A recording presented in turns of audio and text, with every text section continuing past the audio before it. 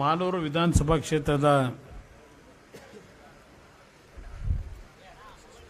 ಆತ್ಮೀಯ ಎಲ್ಲ ಕಾರ್ಯಕರ್ತ ಬಂಧುಗಳ ಒಂದು ಸಾಂಕೇತಿಕವಾದಂಥ ಕಾರ್ಯಕ್ರಮವನ್ನು ಇವತ್ತಿನ ದಿನ ನಮ್ಮ ವಿಜಯಕುಮಾರ್ ಅವರು ಪಕ್ಷಕ್ಕೆ ಸೇರ್ಪಡೆ ಆಗ್ತಕ್ಕಂಥ ಮತ್ತು ಅವರ ಸಾವಿರಾರು ಅಭಿಮಾನಿಗಳು ಕಾರ್ಯಕರ್ತರು ಪಕ್ಷಕ್ಕೆ ಸೇರತಕ್ಕಂಥ ಒಂದು ಕಾರ್ಯಕ್ರಮದ ಇವತ್ತಿನ ಸಾಂಕೇತಿಕ ಕಾರ್ಯಕ್ರಮ. ಈ ಒಂದು ಕಾರ್ಯಕ್ರಮ ಈಗಾಗಲೇ 3:30 ಗಂಟೆ ಆಗಿದೆ. 4 ಗಂಟೆ ಹತ್ತಿರ ಬರ್ತಾ ಇದ್ದೀವಿ. ವೇದಿಕೆ ಮೇಲೆ ಭಾಳ ಜನ ಶುಗರ್ ಕಂಪ್ಲೇಂಟ್ನವರು ಇರಬಹುದು. ಅದರಿಂದ ನಾನು ಹೆಚ್ಚಿನ ವಿಷಯ ಪ್ರಸ್ತಾಪ ಮಾಡಲ್ಲ. ಒಂದು ಈ ಸಂದರ್ಭದಲ್ಲಿ ವೇದಿಕೆ ಮೇಲೆ ಎಲ್ಲ ನಮ್ಮ ಹಿರಿಯ ನಾಯಕರಿದ್ದಾರೆ, ಪಕ್ಷದ ಹಿರಿಯ ಪ್ರಮುಖರು, ಎಲ್ಲರ ಹೆಸರನ್ನು ಹೇಳಲಿಕ್ಕೆ ಹೋಗೋದಿಲ್ಲ. ಆದರೆ ಇವತ್ತಿನ ಈ ಕಾರ್ಯಕ್ರಮದ ರೂವಾರಿಗಳು ಒಂದು ವಿಜಯಕುಮಾರ್ ಅವರು, ಮತ್ತೊಂದು ರಾಮೇಗೌಡರು ಅಂತಕ್ಕಂಥದ್ದನ್ನು ಹೇಳಲಿಕ್ಕೆ ಬಯಸ್ತೀನಿ. ಪ್ರಥಮವಾಗಿ ರಾಮೇಗೌಡರು ಏನು ಮಾತನಾಡಿದ್ರು, ಮನಸ್ಸು ಬಿಚ್ಚಿ ನಿಮ್ಮ ಮುಂದೆ ಮಾತನಾಡಿದ್ದಾರೆ. ಅವರಿಗೆ ರಾಜಕೀಯದಲ್ಲಿ ಆದಂಥ ಅನುಭವಗಳೇನಿದೆ, ಜಿಲ್ಲಾ ಪಂಚಾಯತಿ ಚುನಾವಣೆಗೆ ನಿಂತಹ ಒಂದು ದಿನದಿಂದ ಪ್ರಾರಂಭ ಆಗಿ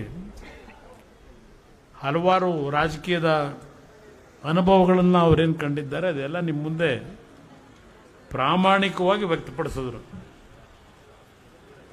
ಆದರೆ ಕೊನೆಗೆ ಒಂದು ಮಾತು ಹೇಳಿದ್ರು,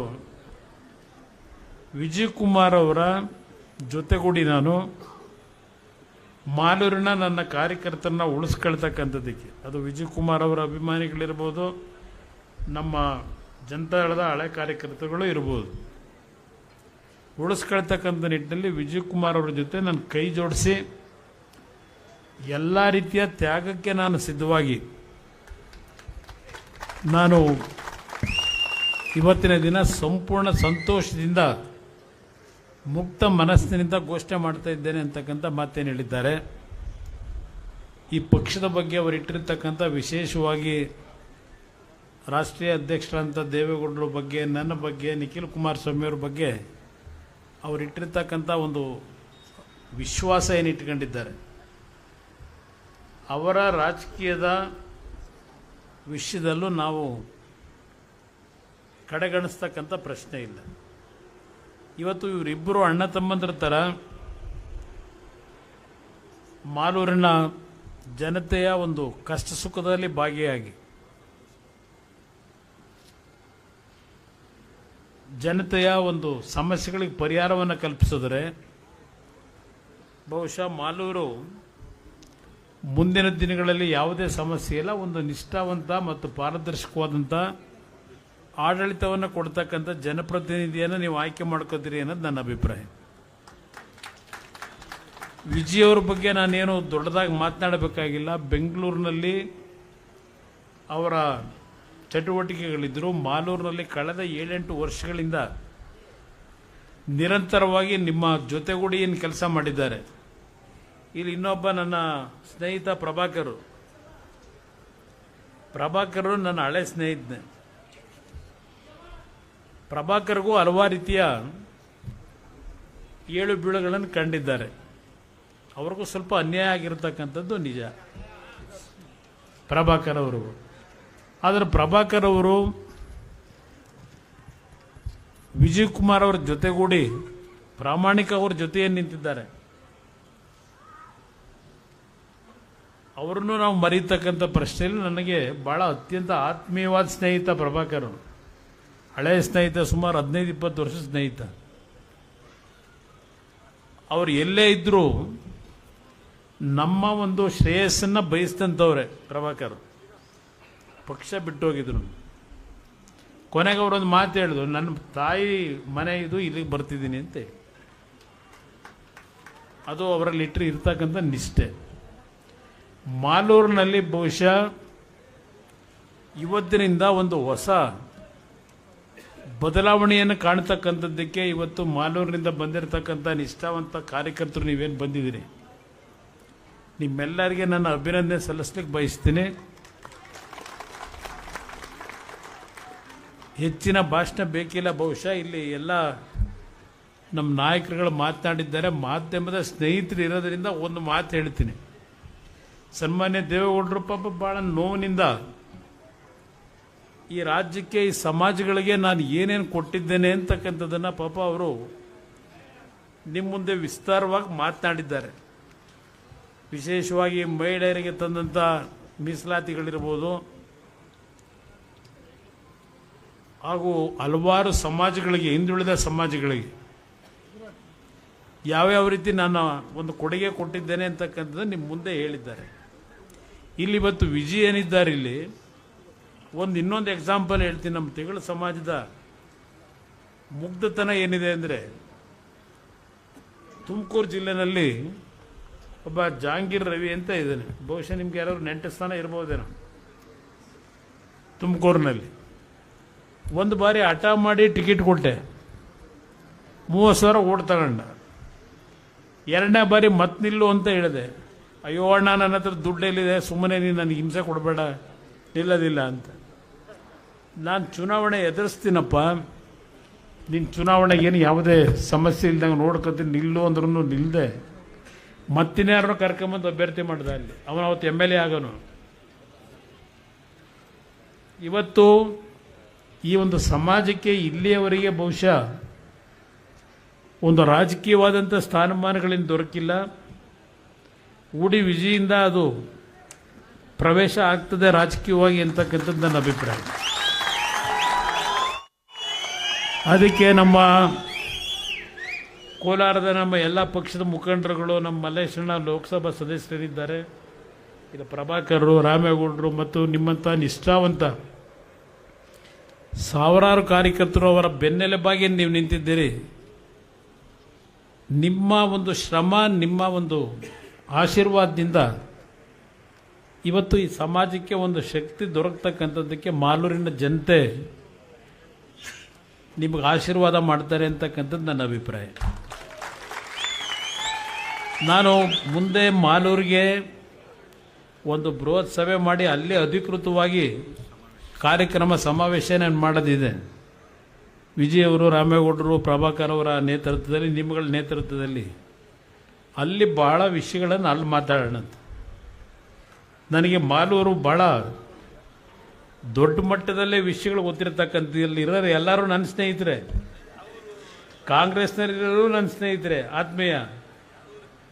ಇಲ್ಲಿ ಈಗ BJPಲಿ ಏನೋ ಓಡಾಡ್ತಿದ್ದಾರೆ, ಅವರಿಗೆ ಒಂದು ಜೀವ ಕೊಟ್ಟಿದ್ದು ಈ ಪಕ್ಷ ಜನತಾದಳ. ಹೊಸಕೋಟೆಯಿಂದ ಕರ್ಕೊಂಡೋಗಿ MLA ಮಾಡಬೇಕಾದ್ರೆ ಬಹುಶಃ ಹಲವಾರು ಜನ ಇದ್ದಾರೆ ಇಲ್ಲಿ. ಈಗ ವ್ಯಕ್ತಿಗಳ ಬಗ್ಗೆ ನಾನು ಚರ್ಚೆ ಮಾಡಲ್ಲ. ಆತ್ಮೀಯತೆ ಬೇರೆ, ರಾಜಕೀಯ ಬೇರೆ, ಸಂಬಂಧಗಳು ಬೇರೆ, ರಾಜಕೀಯ ಬೇರೆ. ಒಂದು ನಾನು ಈ ಕಾಂಗ್ರೆಸ್ ನಾಯಕರಿಗೆ ಒಂದು ಮಾತು ಹೇಳಕ್ಕೆ ಬಯಸ್ತೀನಿ. ಮೀಸಲಾತಿ ಬಗ್ಗೆ ದೇವೇಗೌಡರು ಚರ್ಚೆ ಮಾಡ್ತಾ ಇದ್ರಿ. ಈಗ ಈ ರಾಜ್ಯದಲ್ಲಿ ಕಳೆದ 8-10 ವರ್ಷಗಳಿಂದ ಹಲವಾರು ಸಮಾಜಗಳ ಮೀಸಲಾತಿಯ ವಿಷಯಗಳನ್ನೇ ಕೆದಕಿ ಎಲ್ಲ ಪಕ್ಷಗಳು ಯಾವ್ಯಾವ ರೀತಿಯಲ್ಲಿ ಸಮಾಜಗಳ ಒಂದು ಸಂಘರ್ಷಗಳು, ಅನುಮಾನಗಳು, ಅವಿಶ್ವಾಸವನ್ನು ಮೂಡಿಸ್ತಕ್ಕಂಥ ನಿಟ್ಟಿನಲ್ಲಿ ರಾಜ್ಯದಲ್ಲಿ ನಡೆದಿದೆ. ಇವತ್ತು ಮೊನ್ನೆ ಧಾರವಾಡದಲ್ಲಿ ನಮ್ಮ ವಿದ್ಯಾರ್ಥಿಗಳು, ನಿರುದ್ಯೋಗಿ ಯುವಕರು ಒಂದು ಹೋರಾಟ ಮಾಡಿದರು. ಅದಾದಮೇಲೆ ಆ ಹೋರಾಟದ ಹಿನ್ನೆಲೆ ಒಳಗೆ ಈಗಿನ ಸರ್ಕಾರ 75,000 76,000 ನೌಕರರನ್ನ ಆಯ್ಕೆ ಮಾಡ್ತೀವಿ, ಕೆಲಸ ಕೊಡ್ತೀವಿ ಅಂತಕ್ಕಂಥದ್ದನ್ನು ಏನು ಹೇಳ್ತಾರೆ, ಅಲ್ಲೂ ಸಹ ನಮಗೆ ಇದೆಲ್ಲ ತೊಂದರೆ ಆಗಿದ್ದಿಲ್ಲ ಅಂದರೆ ಇಷ್ಟೊತ್ತಿಗೆ ಭಾಳ ಜನಕ್ಕೆ ಕೆಲಸ ಕೊಟ್ಬಿಡುವು, ಏನೋ ಒಳ ಮೀಸಲಾತಿದು ಸರಿಪಡಿಸ್ಲಿಕ್ಕಾಗದೆ ಇದೆಲ್ಲ ಸಮಸ್ಯೆಗಳಾಗಿ ಉದ್ಯೋಗ ಕೊಡೋಕ್ಕಾಗಿಲ್ಲ ಅಂತ ಭಾಷಣ ಮಾಡೋರು. ಏನೋ ಕ್ಯಾಬಿನೆಟ್ಟಿಗೆ ತಗೊಂಡೋದ್ರು. ಇವತ್ತು ಕ್ಯಾಬಿನೆಟ್ ಏನಾಗುತ್ತೋ ಗೊತ್ತಿಲ್ಲ. ಇಲ್ಲಿ ನಮ್ಮ ವೆಂಕಟಸ್ವಾಮಿ ಅವರು ಬಂದು ಕೂತಿದ್ದಾರೆ ಈಗ ಇಲ್ಲಿ. ಅವರ ಒಂದು ಧ್ವನಿಯತ್ ಕೆಲಸ ಮಾಡಿದ್ದಾರೆ. ಇವತ್ತು ಆ ಒಳ ಮೀಸಲಾತಿಯ ವಿಷಯದಲ್ಲಿ ಇವತ್ತಿನ ಕ್ಯಾಬಿನೆಟ್ನಲ್ಲೂ ಬಹುಶಃ 2-3 ಗುಂಪುಗಳಾಗಿದೆ. ಅವರಲ್ಲೇ ವಿಶ್ವಾಸ ಇಲ್ಲ ಮಂತ್ರಿಮಂಡಲದಲ್ಲಿ. ಇವತ್ತು ಏನು ಮಾಡ್ತಾರೋ ಗೊತ್ತಿಲ್ಲ. ನಾನು ಒಂದು ಮಾತು ಈ ರಾಜ್ಯದ ಎಲ್ಲ ಸಮಾಜಗಳಿಗೆ ಒಂದು ಕರೆ ಕೊಡ್ತೇನೆ. ಒಂದು ಅವಕಾಶ ಈ ರಾಜ್ಯದಲ್ಲಿ ಯಾವ ಒಂದು ಮೀಸಲಾತಿಯ ವಿಷಯ ಇರ್ಬೋದು, ಹಿಂದುಳಿದರ ಬಗ್ಗೆ ದೇವೇಗೌಡರು ಕೊಟ್ಟಿರ್ತಕ್ಕಂಥ ಹಲವಾರು ರೀತಿಯ ಒಂದು ಶಕ್ತಿ ಏನಿದೆ, ಅವರಿದ್ದಂಥ ಅಧಿಕಾರ ಬಹಳ ಕಡಿಮೆ ಅವಧಿಯಲ್ಲಿ ಇವತ್ತು ಈ ವೇದಿಕೆ ಮುಖಾಂತರ ಇವತ್ತು ಜಯಪ್ರಕಾಶ್ ನಾರಾಯಣ್ ಅವರ ಹೆಸರನ್ನೇನು ಹೇಳಿದ್ದಾರೆ ಇಲ್ಲಿ, ಈ ನಾಡಿನ ಜನತೆಗೆ ಒಂದು ಮಾತನ್ನು ನಾನು ಕೊಡ್ತೇನೆ. ಈ ರಾಜ್ಯದಲ್ಲಿ ಮುಂದಿನ ದಿನಗಳು ಒಂದು ಜನಪರವಾದಂಥ ಜನಗಳ ನಿರೀಕ್ಷೆಗಳನ್ನು ಹುಸಿಗೊಳಿಸದೆ ಕೆಲಸ ಮಾಡತಕ್ಕಂಥ ಒಂದು ಸರ್ಕಾರ ತರಲಿಕ್ಕೆ ಒಂದು ಅವಕಾಶ ಈ ನಾಡಿನ ಜನತೆ ಜಾತಿಯನ್ನು ಬಿಟ್ಟು ಒಂದು ಮತ ಕೊಡಿ. ಈ ಮೀಸಲಾತಿಯ ವ್ಯವಸ್ಥೆಗಳಲ್ಲಿ ಹಲವಾರು ರೀತಿಯ ಗೊಂದಲಗಳನ್ನು ಸೃಷ್ಟಿ ಮಾಡಿ ಪಾಪ ಅಹಿಂದ ನಾಯಕರು ಅಂತ ಹೇಳ್ತಾರೆ. ಯಾವ್ಯಾವ ಸಮಾಜಗಳಿಗೆ ಏನೇನು ಪಾಲು ಕೊಟ್ಟರು ಅಂತಕ್ಕಂಥದ್ದನ್ನು ಏನಾದರೂ ಪಟ್ಟಿ ಬಿಡುಗಡೆ ಮಾಡಿ ಅಂದರೆ ನಿಜವಾದ ಬಣ್ಣ ಅವರದು ಹೊರಗೆ ಬರ್ತದೆ ಜನಗಳ ಮುಂದೆ. ನಾನು ಯಾತಕ್ಕೆ ಇವತ್ತು ಈ ಮಾತು ಹೇಳ್ತಾ ಇದ್ದೇನೆ, ಇಲ್ಲಿ ಓಡಿ ವಿಜಯ್ ಇವತ್ತು ಈ ಪಕ್ಷಕ್ಕೇನು ಸೇರಿದ್ದಾರೆ ಒಂದು ಹಿಂದುಳಿದ ವರ್ಗದ ಸಮಾಜದಿಂದ. ಆ ಹಿನ್ನೆಲೆಯಲ್ಲಿ ನಿಮಗೆ ಗಮನಕ್ಕೆ ತರ್ತಾ ಇದ್ದೇನೆ, ನಮ್ಮ ಪಕ್ಷಕ್ಕೆ ಜಾತಿ ಇಲ್ಲ. ಇವತ್ತು ನಮಗೆ ಬೇಕಾಗಿರೋದು ದೇವೇಗೌಡರು ಹೇಳಿದಂಥ ರೀತಿಯಲ್ಲಿ ಎಲ್ಲ ಸಮಾಜಗಳು ಒಂದು ಅಣ್ಣ ತಮ್ಮನ ರೀತಿಯಲ್ಲಿ ಅನ್ಯೋನ್ಯವಾಗಿ ಬಾಳ್ತಕ್ಕಂಥ ಒಂದು ಕರ್ನಾಟಕ ಸರ್ವ ಜನಾಂಗದ ಶಾಂತಿಯ ತೋಟ ಆಗಬೇಕು ಅಂತಕ್ಕಂಥದ್ದು.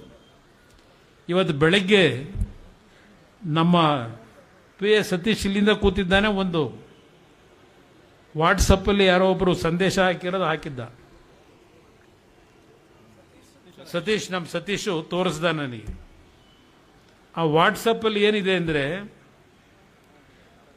ಕುಮಾರಸ್ವಾಮಿ ಅವರು ಜಾತಿವಾದಿಗಳಲ್ಲ, ನಾನು ಜಾತಿವಾದಿ ಅವರೆಲ್ಲ ಅಂತ ಅನ್ಕೊಂಡಿದ್ದೆ. ಒಂದು ಬಾರಿ ನಾನು ಅವ್ರ ಮನೆಗೆ ನನ್ನ ಸಮಸ್ಯೆ ಹೇಳಲಿಕ್ಕೆ ಹೋದೆ. ಹಲವಾರು ಜನ ಇದ್ದರು. ಎಲ್ಲರ ಕಷ್ಟ ಸುಖಗಳನ್ನು ಶಾಂತಿ ಚಿತ್ತದಿಂದ ಕೇಳ್ತಾ ಇದ್ರು. ಅಲ್ಲಿ ನಾನು ಇದ್ದಂಥ 1 ಗಂಟೆ ಅವಧಿನಲ್ಲಿ ನೀನು ಯಾವ ಜಾತಿ ಅಂತ ಯಾರನ್ನೂ ಕೇಳಲಿಲ್ಲ. ಅವರು ನಿಮ್ಮ ಕಷ್ಟ ಏನು, ನಿಮ್ಗೆ ಏನಾಗಬೇಕು ಅಂತಕ್ಕಂಥದ್ದನ್ನು ಕೇಳಿ ಪರಿಹಾರ ಅಲ್ಲೇ ಕೊಡ್ತಕ್ಕಂಥದ್ದು ಟ್ರೈ ಮಾಡ್ತಾ ಇದ್ರು. ನನ್ನ ಸರದಿ ಬಂದಾಗ ನನ್ನನ್ನು ಜಾತಿ ಯಾವುದು ಅಂತ ಕೇಳಲಿಲ್ಲ. ನಾನೊಬ್ಬ ಬ್ರಾಹ್ಮಣ ಸಮಾಜದವನು, ನನ್ನ ಕೆಲಸ ಮಾಡಿಕೊಟ್ರು, ನನಗಾದಂಥ ಅನುಭವ ಅಂತೇಳಿ ಅವನು ವಾಟ್ಸಪ್ಪಲ್ಲಿ ಹಾಕೊಂಡವ್ರೆ.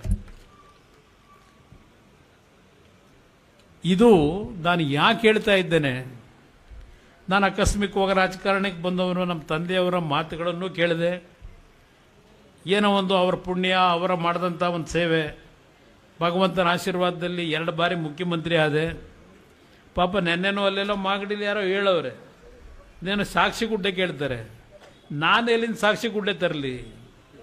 ನನ್ನ ಸಾಕ್ಷಿ ಗುಡ್ಡೆ ಈ ರಾಜ್ಯದ 6.5 ಕೋಟಿ ಜನ. ನಾನು ದೊಡ್ಡ ದೊಡ್ಡ ಕಟ್ಟಡಗಳನ್ನು ಕಟ್ಟಿ ನಾನು ಸಾಕ್ಷಿ ಗುಡ್ಡೆ ತೋರಿಸೋ ಪರಿಸ್ಥಿತಿಲಿ ಇಲ್ಲ ನಾನು. ಪಾಪ ಹೇಳಿದ್ದಾರಲ್ಲ ನೆನ್ನೆ, ಅದೆಲ್ಲ ಅವ್ರ ಬಗ್ಗೆ ಚರ್ಚೆ ಮಾಡೋದು ಅನವಶ್ಯಕ ನನಗೆ. ಅದು ನೋಡಿದ್ರೆ ಅದು ಆ ಮಾತುಗಳಿಗೆ ಉತ್ತರ ಕೊಡ್ತಕ್ಕಂಥದ್ದಕ್ಕೆ ಯೋಗ್ಯವಲ್ಲದೆ ಇರತಕ್ಕಂಥದ್ದು. ನಾನೇನು ಕೆಲಸ ಮಾಡಿದ್ದೇನೆ ಅದು ಈ ನಾಡಿನ 6.5 ಕೋಟಿ ಜನತೆಗೆ ಬಿಡ್ತೇನೆ. ನಾನು ಅದಕ್ಕೋಸ್ಕರ ಹೇಳ್ತಾ ಇದ್ದೇನೆ ವೇದಿಕೆಯಲ್ಲಿ, ಇನ್ನೂ ಒಳ ಮೀಸಲಾತಿ ವಿಷಯದಲ್ಲಿ ತೀರ್ಮಾನ ತಗೊಳಕ್ಕಾಗದೇ ಇರತಕ್ಕಂಥ 8 ವರ್ಷ ಮುಖ್ಯಮಂತ್ರಿ ಆಗಿ ಪಾಪ ದೇವರಾಜ ಅರಸು ಅವರ ದಾಖಲೆಯನ್ನು ಮುರಿದಾಕಿ ಇವತ್ತು ರಾಜ್ಯ ಆಳ್ತಾ ಇದ್ದಾರೆ. ಎಷ್ಟು ವರ್ಷ ಬೇಕು ನಿಮಗೆ? 8 ವರ್ಷ ಮುಖ್ಯಮಂತ್ರಿ ಆಗಿದ್ದೀರಲ್ಲ. ಈ ರಾಜ್ಯದಲ್ಲಿ ಇರ್ತಕ್ಕಂಥ ಆ ದಲಿತ ಸಮಾಜದ ಬಂಧುಗಳು